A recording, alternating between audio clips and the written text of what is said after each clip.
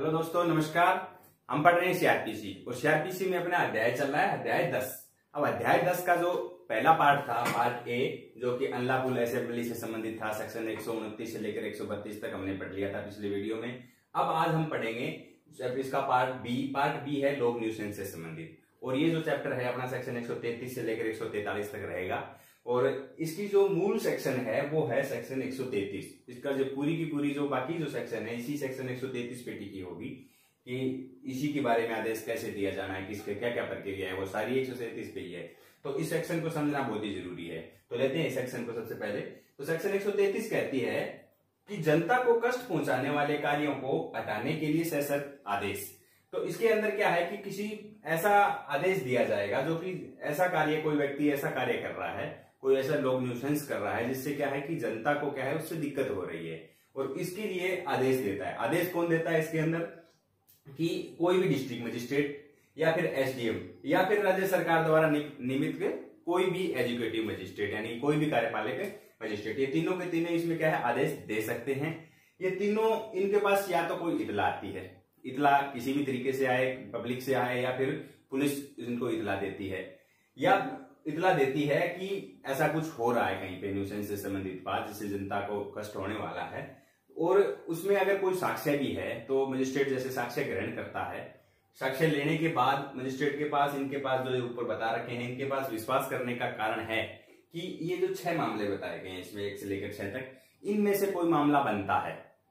पहला मामला इसमें बताया गया है कि किसी भी लोकमार्ग, लोक स्थान, नदी या फिर जल सरणी, ये जो चारों चीजें इसमें बताई गई है, इसके अंदर क्या है इनका जो प्रयोग करना है, पब्लिक इनका जो प्रयोग कर रही है, उन्हें क्या है प्रयोग में विधि मतलब प्रयोग करने में किसी भी प्रकार की बाधा हो रही है, या फिर कोई न्यूसेंस क्रिएट हो रहा है जिस वजह से क्या है जनता इसका क्या है अपना विधिपूर्ण उपयोग नहीं कर पा रही है, क्योंकि उसके अंदर विधिपूर्ण बाधा और कोई न्यूसेंस है। तो वो मजिस्ट्रेट क्या है आदेश दे सकता है कि ये न्यूसेंस हटाया जाए और बाधा हटाई जाए। अब है इसकी दूसरा पॉइंट कहता है कि कोई व्यापार है, कोई व्यक्ति ऐसा व्यापार कर रहा है, या कोई ऐसी तरीके से उसने वस्तु या फिर कोई माल रखा हुआ है जिससे क्या है कि जनता को किसी प्रकार का खतरा होने की संभावना है, तो मजिस्ट्रेट आदेश दे सकता है कि या तो उसका जो व्यापार है उसको बंद करवा सकता है, या फिर उसे क्या है विनियमित कोई तरीका निर्देश देगा मजिस्ट्रेट कि इसको नए तरीके से एडजस्ट करो जिससे कि जनता को कोई दिक्कत ना हो, या फिर उसे हटा देने का आदेश दे सकता है। इसका तीसरा पॉइंट कहता है कि कोई भी भवन निर्माण कर रहा है या फिर कोई ऐसा पदार्थ निर्माण कर रहा है जिससे कि संभावना है कि कोई अग्निकांड हो जाए, तो वहां मजिस्ट्रेट आदेश दे सकता है कि वो भवन निर्माण बंद हो जाए, या फिर जो पदार्थ निर्माण जो किया जा रहा है उसको बंद का आदेश दे सकता है। चौथा पॉइंट इसका कहता है कि कोई भी भवन है या फिर कोई निर्माण है या फिर कोई तंबू है या कोई पेड़ है, ये सारी जो चीजें हैं इस हालात में है कि वो कभी भी गिर सकती है, जर्जर अवस्था में है, तो उससे क्या है कि जनता को खतरा है कि भाई हो सकता है वो गिरेगी तो जनता को किसी प्रकार का खतरा हो सकता है। तो यहां भी मजिस्ट्रेट आदेश दे सकता है कि या तो उनके तुरंत हटा दिया जाए वहां से, या फिर उसकी कोई मरम्मत की जाए ताकि वो जिससे जनता को खतरा ना हो। पांचवा पॉइंट कहता है इसका कि भी कोई मार्ग है, लोक मार्ग है, कोई कुआं है या कोई तालाब है या फिर कोई लोक स्थान है जिससे किसी प्रकार का क्या है पब्लिक को कोई खतरा है, तो उसके क्या है बाड़ लगा दी जाए ताकि जनता को किसी प्रकार का खतरा ना हो, ऐसा निर्देश मजिस्ट्रेट दे सकता है। छठा पॉइंट इसका कहता है कि कोई भी भयानक जीव जंतु है उसको क्या है या तो उसे मार दिया जाए, नष्ट कर दिया जाए, या फिर उसे क्या है परिरुद्ध रखने का निर्देश दिया जाना जरूरी है। ये मामले मजिस्ट्रेट के सामने आते हैं इसमें कि ये 6 मामले मजिस्ट्रेट के सामने जब आते हैं तो मजिस्ट्रेट यहाँ पे क्या करेगा, इन 6 मामलों में सशर्त आदेश देगा उस व्यक्ति को जिसकी वजह से ये प्रॉब्लम क्रिएट हो रही है। कि कैसे आदेश देगा कि जो मामले आ रहे हैं, जैसे भी पहला मामला है उसके सामने कि लोक स्थान है, जल सरणी है, नदी है, इससे संबंधित मामला है, कोई न्यूसेंस या बाधा क्रिएट हो रखी है, तो उसको आदेश देगा कि वो न्यूसेंस को हटा ले या उस बाधा को वहां से हटा ले, ऐसा आदेश दे सकता है। दूसरे मामले में अगर उस मजिस्ट्रेट के सामने ऐसा दूसरा मामला आता है, कोई व्यापार वाला है, तो इसी मामले में भी उसे निर्देश दे सकता है कि या तो वो उस व्यापार को बंद कर दे या फिर कोई विनियमित करने का भी ऐसा आदेश दे सकता है। तीसरा इसका पॉइंट है जिसमें क्या है कि जो कोई भवन निर्माण से संबंधित जो मामला आता है तो क्या है वो निर्माण या फिर वो पदार्थ निर्माण बंद कर दे। वही बात चौथा है, भवन निर्माण तंबू पेड़ से है तो क्या है उसको या तो मरम्मत करवाए, आलम लगाए, जो भी करवाए, या फिर उसको वहां से हटा दे। और इसका पांचवा पॉइंट वही है, अगर कुआं तालाब इससे किसी प्रकार की दिक्कत है तो उसके तरफ बाढ़ लगाने का आदेश दे सकता है। छठा वही है, जीव जंतु है उसको परिरुद्ध रखे या फिर उसे हटा सके। तो इस प्रकार इसमें क्या है मजिस्ट्रेट सेक्शन 133 के तहत आदेश देता है। तो मजिस्ट्रेट इसमें आदेश दे देगा इस प्रकार कि भाई ये काम करो, या फिर अगर ऐसी कंडीशन है कि तुम्हें इससे कोई ऑब्जेक्शन है, जो आदेश मजिस्ट्रेट दे रहा है कोई किस्म की आपत्ति है, तो उनके समक्ष पेश होकर के इसके बारे में कारण दर्शित करे। ये इसकी उपधारा 1 कहती है सेक्शन 133 की। इसकी उपधारा 2 कहती है कि इस प्रकार गुड फेथ में जो भी मजिस्ट्रेट ने कोई आदेश दिया है उसको क्या है किसी भी सिविल न्यायालय के अंदर प्रसंगत नहीं किया जाएगा। ये कहती है अपनी सेक्शन 133। अब लेते हैं अगली सेक्शन को, सेक्शन 134। अब सेक्शन 134, तो जो सेक्शन 133 का जो मामला आया था उसका जो आदेश है उसकी तामील किस प्रकार से होनी चाहिए, आदेश की तामील या फिर अधिसूचना सेक्शन 134 के अनुसार। इसमें बेसिक सी बात यही है, जो ये आदेश है ये आदेश इसकी भी तामील कैसे होगी, जिस तरीके से सम्मन की तामील की जाती है उसी प्रकार से तामील होती है। दूसरा पॉइंट इसका ये कहता है अगर सम्मन के तरीके से तामील नहीं हो पाती है तो इसकी जो अधिसूचना जो होनी है या नोटिफिकेशन होनी है उद्घोषणा, वो क्या है राज्य सरकार के निर्देशानुसार की जाएगी और उसकी कॉपी एक जगह या 2 जगह जहां उचित लगे जिससे कि इतला उसको मिल जाए उस व्यक्ति को, उसकी कॉपी चस्पा कर दी जाएगी। ये बात कहता है सेक्शन 134। अब है सेक्शन 135। सेक्शन 135 कहती है कि जिस व्यक्ति को आदेश संबोधित है वह पालन करेगा या फिर कारण दर्शित करेगा। अब इसमें क्या है, उस व्यक्ति को आदेश दे दिया गया सेक्शन 134 के तहत, तो उसके बाद उस व्यक्ति की जिम्मेदारी क्या है कि वो जो आदेश उसे दिया गया है उसमें जो कार्य करने के लिए उसे बोला गया है कि तुम्हें ये कार्य करना है उसका पालन करेगा, वो दिए गए समय के अनुसार उसको उस कार्य को पूरा करेगा। या फिर अगर उससे कोई आपत्ति है तो उसको तुरंत मजिस्ट्रेट के समक्ष पेश होकर अपनी आपत्ति दर्ज कराएगा, कारण बताएगा। ये कहती है सेक्शन 135। अब है सेक्शन 136। सेक्शन 136 कहती है कि उसका ऐसा करने में असफल रहने का परिणाम, अगर वो व्यक्ति जिसको यह आदेश दिया गया वो या तो ना तो मजिस्ट्रेट के समक्ष पेश होता है कारण दर्शित करने के लिए, और ना ही वो कार्य करता है जो आदेश में उसे कहा गया था कि तुम्हें ये कार्य करना है, वो नहीं करता है, तो उस पे क्या है सेक्शन 188 आईपीसी के तहत कार्रवाई की जाएगी। ये सेक्शन 136 बताती है। सेक्शन 188 हमने पढ़ी रखी है कि लोक सेवक के उचित आदेश की अवहेलना, उसको ना मानना, इसके अंदर सजा 1 महीने से लेकर 6 महीने तक की सजा, 1000 रुपए जुर्माने तक का प्रावधान इसमें है। अब है सेक्शन 137। इस सेक्शन 137 कहती है कि जहां लोक अधिकार के अस्तित्व के इनकार किया जाता है वहां पे प्रक्रिया। अब हमने जैसे सेक्शन 133 पढ़ी थी, उस सेक्शन 133 में हमने पढ़ा था कि कोई लोक स्थान है, जल सरणी है, नदी है, मतलब वो क्या है पब्लिक के उपयोग की वस्तु है, उस पर पब्लिक का अधिकार है। और अब मामला यहाँ क्या आ गया कि मजिस्ट्रेट ने उसे पब्लिक की संपत्ति मान के आदेश कर दिया, और जिस व्यक्ति को आदेश दिया वो व्यक्ति इस चीज से ही इनकार कर रहा है कि वो जी पब्लिक प्रॉपर्टी नहीं है, तो मामला क्या बनेगा वो सेक्शन 137 में बताया गया है। तो इसका पहला पॉइंट ये कहता है, तो जैसे ही ये आदेश दिया जाएगा उस व्यक्ति को सबसे पहले मजिस्ट्रेट यही प्रश्न करेगा कि क्या तुम्हें इस चीज से इनकार है कि ये जो स्थान है ये पब्लिक पैलेस है या नहीं है। अगर वहां पे वो व्यक्ति क्या है हाँ करता है तो इसका कोई साक्ष्य देगा।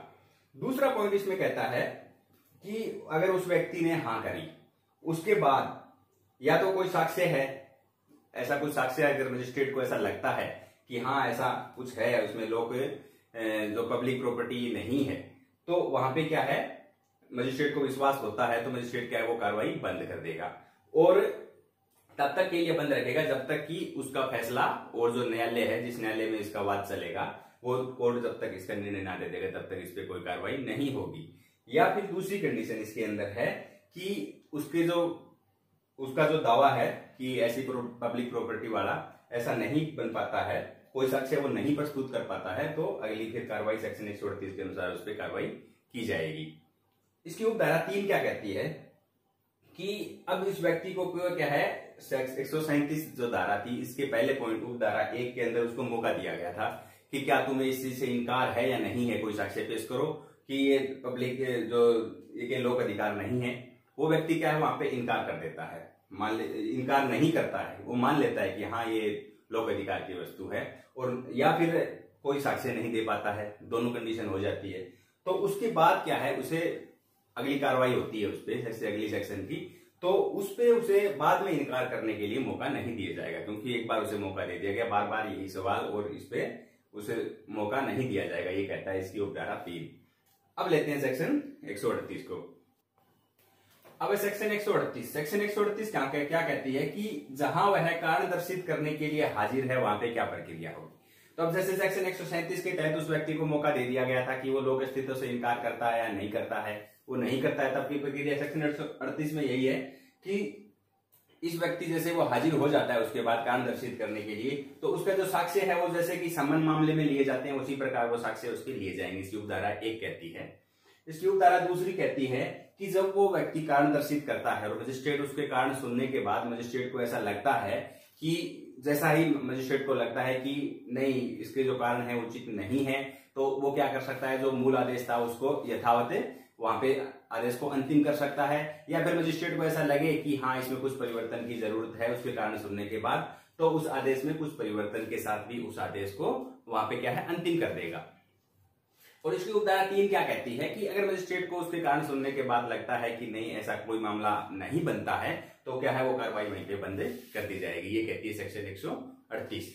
अब लेते हैं सेक्शन 139 को। सेक्शन 139 वैसे तो कुछ विशेष नहीं है, लेकिन इसमें क्या कहती है कि स्थानीय अन्वेषण का निर्देश या फिर विशेषज्ञ की परीक्षा करने की शक्ति, ये जो है मजिस्ट्रेट की पावर है। अगर मजिस्ट्रेट को ऐसा लगता है कि जांच के लिए किसी जांच में क्या है किसी भी क्या लोकल व्यक्ति से कोई ये जो क्या है इन्वेस्टिगेशन करवाई जाए, तो मजिस्ट्रेट क्या है उसमें निर्देश दे सकता है कि वो उसकी अन्वेषण करेगा, कोई भी व्यक्ति को निर्देश इसमें दे सकता है। और ऐसा कुछ लगता है कि एक्सपर्ट से किसी प्रकार की राय ली जानी है, एक्सपर्ट को तो एक्सपर्ट को भी समन करके इसमें बुलाया जा सकता है, उससे भी इन्वेस्टिगेशन में सहयोग लिया जा सकता है। ये सेक्शन 139 बताती है। अब है सेक्शन 140। सेक्शन 140 क्या कहती है कि मजिस्ट्रेट की लिखित मार्गदर्शन देने की शक्ति। अब यहाँ पे क्या है, मजिस्ट्रेट क्या है कि जैसे सेक्शन 139 के तहत किसी व्यक्ति को ये जो लोकल इन्वेस्टिगेशन करने के लिए उसने अधिकृत किया था, तो उसको क्या है लिखित मार्गदर्शन दे सकता है, अनुदेश दे सकता है कि जो क्या है उसको इन्वेस्टिगेशन करने के लिए उसको क्या है जरूरी लगते हो मजिस्ट्रेट को कि इसके काम आए, तो वो वहां अनुदेश दे सकता है। और दूसरा इसमें पॉइंट ये कहता है कि उसका जो खर्चा है, जो स्थानीय व्यक्ति उसकी जो इन्वेस्टिगेशन कर रहा है उसका खर्चा कौन वहन करेगा, पूरा खर्चा या फिर कुछ हिस्सा इतना क्या है, उसका भी निर्देश दे सकता है कि इसका खर्चा कौन वहन करेगा। इसका दूसरा पॉइंट कहता है कि जिस व्यक्ति ने जैसे सेक्शन 139 के तहत मजिस्ट्रेट ने नियुक्त किया था स्थानीय अन्वेषण के लिए, उस व्यक्ति ने जो रिपोर्ट दी थी उस रिपोर्ट को क्या है साक्ष्य के रूप में क्या है कि इस्तेमाल किया जा सकता है, साक्ष्य के रूप में पढ़ा जा सकता है अगली कोर्ट की कार्रवाई में। और इसका ये अंतिम तीसरा पॉइंट जो है ये क्या कहता है कि जो सेक्शन 139 के तहत मजिस्ट्रेट ने सम्मन करके एक्सपर्ट को बुलाया था, उस एक्सपर्ट का खर्चे के बारे में भी मजिस्ट्रेट निर्देश दे सकता है कि उसका पूरा खर्चा या उसका कुछ हिस्सा कौन वहन करेगा। तो ये है अपनी सेक्शन 140। अब लेते हैं अगली सेक्शन को, सेक्शन 141 को। अब सेक्शन 141 क्या कहती है कि जब आदेश को क्या है कि अंतिम कर दिए जाने पर प्रक्रिया और अवज्ञा का परिणाम। अब जहां पे क्या है कि सेक्शन 136 और 138 के तहत आदेश को क्या है कि अंतिम कर दिया गया है, उसके बाद क्या है मजिस्ट्रेट उस व्यक्ति को सूचना देगा कि ये जो आदेश है ये अंतिम कर दिया गया है, अब तुम क्या है कि जो आदेश में जो दिया गया समय है उस समय पर और जो आदेश अनुसार जो कार्य उसे बताया गया वो उस कार्य को पूरा करेगा, ऐसी मजिस्ट्रेट उससे अपेक्षा करेगा। और वो व्यक्ति क्या है उस कार्य को पूरा करेगा और उसको मजिस्ट्रेट ये भी सूचना देगा कि अगर तुम ऐसा कार्य पूरा नहीं कर पाते हो दिए गए समय पे, तो तुम्हारे ऊपर सेक्शन 188 आईपीसी का एक्शन लिया जाएगा। ये इसकी उपधारा 1 कहती है। अब है इसकी उपधारा 2। उपधारा 2 क्या कहती है कि जो आदेश उसको दिया गया है, मजिस्ट्रेट ने सूचना दे दी, उसके बावजूद वो व्यक्ति क्या है कि उस आदेश का पालन नहीं कर रहा है या उसमें देरी हो रही है, तो वो जो मजिस्ट्रेट क्या कर सकता है कि स्वयं मजिस्ट्रेट क्या है वो कार्य पूरा करवाएगा, उसका आदेश देगा और उसके जो खर्चा आएगा उसके अंदर, उस खर्चे को क्या है उस व्यक्ति की जो भी है चल संपत्ति, चाहे चल संपत्ति है, उसको बेच करके उसको खर्चा वसूल करेगा। और उसमें भी संपत्ति में भी वही मामला आता है, जैसे संपत्ति अगर अदर एरिया में आ रही है, उसके अधिकारिता क्षेत्र से बाहर आ रही है, तो क्या है वो संपत्ति तब बेच पाता है जब वो वहां का जो लोकल ज्यूरिडिक्शन वाला मजिस्ट्रेट क्या है उसको प्रस्तावित कर देता है। तो ये तो मामला सभी जगह ही लागू रहता है। तो क्या है वसूली यहाँ पे कर सकता है उसकी संपत्ति को बेच के उस खर्चे को। तीसरा पॉइंट इसका कहता है कि जो गुड फेथ में जो कार्य कर रहे हैं इसके अंदर जिस व्यक्ति के द्वारा कार्य किए जा रहे हैं उसके ऊपर कोई भी वाद नहीं होगा। ये इसकी उपधारा 3 बताती है। अब है सेक्शन 142। सेक्शन 142 क्या कहती है कि जांच के लंबित रहने तक वे आदेश।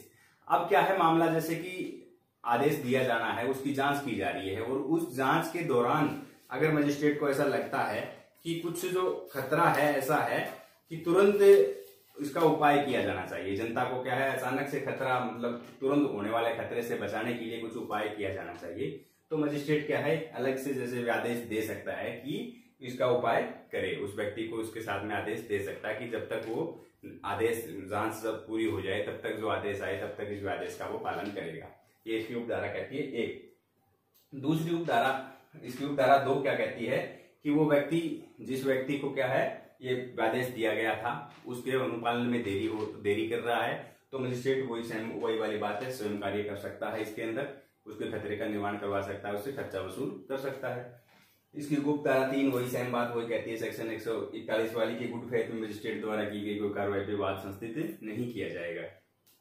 अब है सेक्शन 143। सेक्शन 143 क्या कहती है कि मजिस्ट्रेट लोक न्यूसेंस की पुनरावृत्ति या चालू रखने को प्रतिषेध कर सकता है। तो इसके अंदर क्या है कोई भी जैसे कि डिस्ट्रिक्ट मजिस्ट्रेट है, एसडीएम है या फिर राज्य सरकार द्वारा नियुक्त कोई भी कार्यपालक मजिस्ट्रेट जो इस संबंध में आदेश दे सकता है, वो क्या है सभी को निर्देश दे सकता है कि आईपीसी में लोक न्यूसेंस जो जैसे परिभाषित किया गया है या फिर और किसी भी विधि में जिसमें लोक न्यूसेंस परिभाषित किया गया है वो परिभाषित न्यूसेंस ना करे, उसकी पुनरावृत्ति ना करे या फिर उसको चालू ना रखे, ये निर्देश यहाँ पे दे सकता है।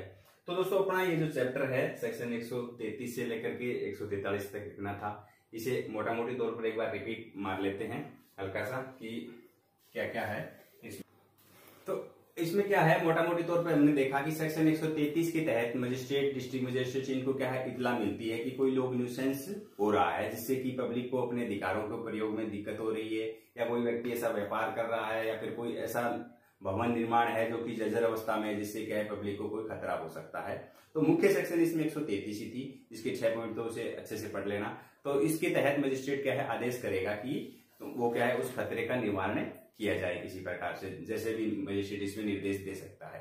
और सेक्शन 34 में हमने क्या पढ़ा था कि जो आदेश है उसकी तामील कैसे होनी है, तामील वैसे ही होनी है जैसे कि एक सम्मन की प्रक्रिया के तहत होती है, वैसे ना हो पाए तो उसकी नोटिफिकेशन के जरिए उसकी तामील करवाई जाएगी। ये सेक्शन 134 में हमने पढ़ लिया।